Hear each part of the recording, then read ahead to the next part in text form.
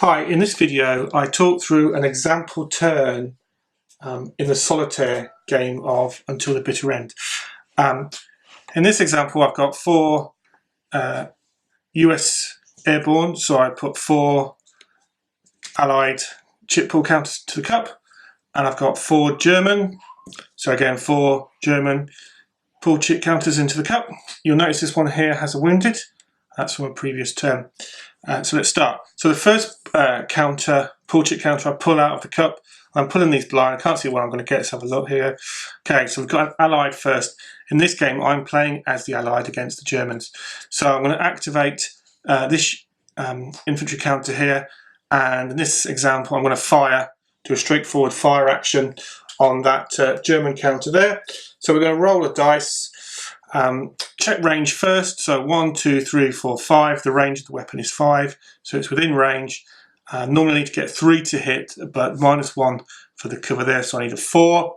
And I get a 5, so we've hit the German infantry counter there. I roll again to see what happens to it. If I get a 4, it's eliminated from the game. If I get less than that, it just gets a wounded counter.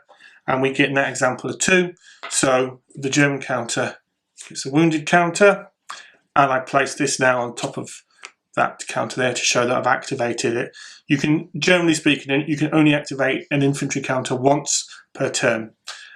So next up, we get here another Allied chip pull counter there. I'm going to activate this unit here, this infantry counter, and I'm going to fire on the German with the machine gun just there. So in this case, again, line of sight is clear, within range. It's got a range of 3, it's only 2 hexes away, but it's rolling 2 dice. Let's see what we get. So we get a 1. I'll come back to that in a second, and we get a 2. So both shots miss. And worse than that, this counter will now get a jammed, and that's because it got a 1 on one of those dice rolls. Every time you roll to hit, you get a 1, the weapon jams. So missed, got a jammed, and put the counter on top so that I've activated them. So next up, we're going to, let's have a look, we're going to pull a chit out of the cup, and we get a German. Great. So the German will use the AI rules, and they have a priority system where they're basically looking for an easy target. So the first thing they'll look for is a target counter that's in open ground and within range. Well, there are no infantry, US airborne infantry counters in open ground. They're all in some form of cover. Then there'll be priorities around if any of them are wounded, but which there's not. But priority 3 is they'll look for a target that's got a jammed counter, and this one does have. So this will be a priority 3 shot, and then I can work out who's going to fire on them, who's got the most chance of removing that airborne counter. Well, in this case, it's the German infantry counter there, because it's got a machine gun, a machine pistol. It's rolling 2 dice, and again, it's exactly the same as the normal firing procedure. 2 dice within range, clear line of sight, and we get a 5 and we get a 6. So both rounds hit this counter. We're going to roll to see if it's wounded, and we get a 6 straight up. So this counter is removed from the game.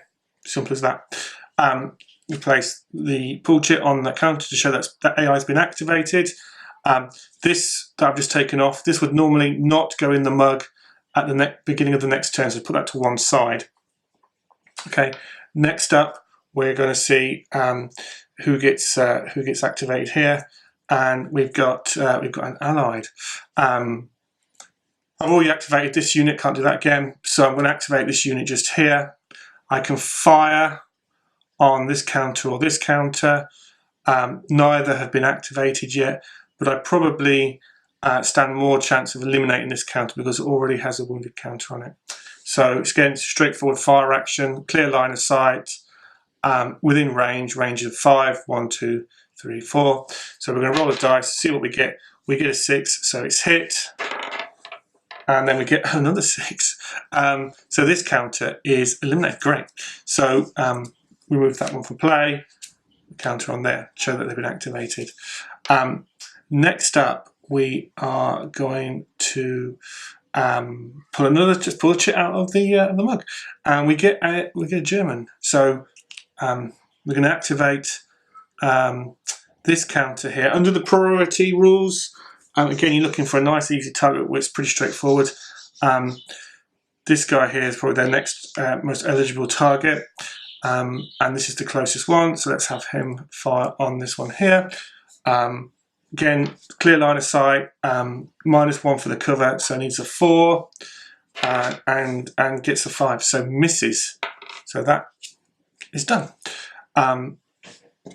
Pull out another chit, let's see what we get, and we got allied. So here, I'm going to activate the last remaining allied infantry counter, and I probably would normally, I may fire and risk a jam, or I can charge, which I'm going to charge because it's already got a wounded counter on it.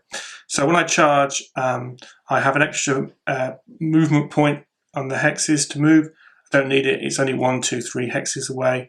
I can have up to 5 clear hexes away for a charge. So I'm going to charge.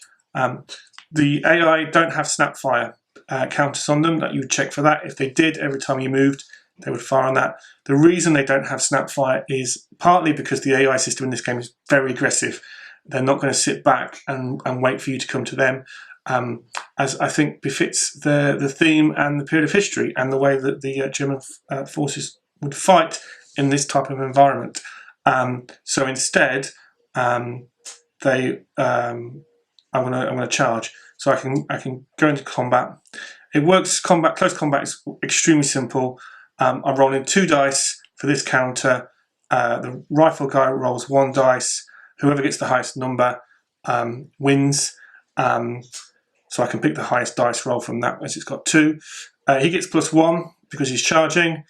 This counter would get +1 because it's in cover for defending, but loses -1 because it's already wounded. So they kind of negate each other out. So they level out at 0, and this one gets a +1. So let's roll the allies first.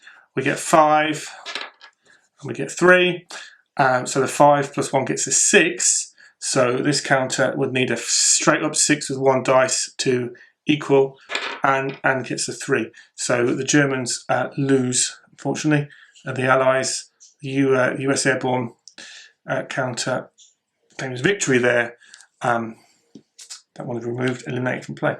And that is a very quick example of a turn. And it illustrates, and we're only playing with 4 counters per side here. A lot of the scenarios are sort of 10 counters, which obviously will take a bit longer. But it does demonstrate how quick playing the game is, and I designed it specifically to be a quick playing solitaire game. I have lots of solitaire games that take a long time to play or evening to play, and I designed it very specifically to be quick sort of play. You're playing 5, 6, 4 turns easily in half an hour to set up and play. And it also demonstrates how brutal and effective, combat is at very close ranges, and the maps, the scenery, the way I've done all the maps is designed around that. These are not massively long-ranged games. It's sort of close, personal, brutal combat. So I hope you enjoyed that. It gives an example of some movement, some chargings, the regular firing, how the wounded counters work. All those are completely detailed in the rules, and there are separate videos on each, in-depth videos of how each of those game mechanics works. Thank you for watching.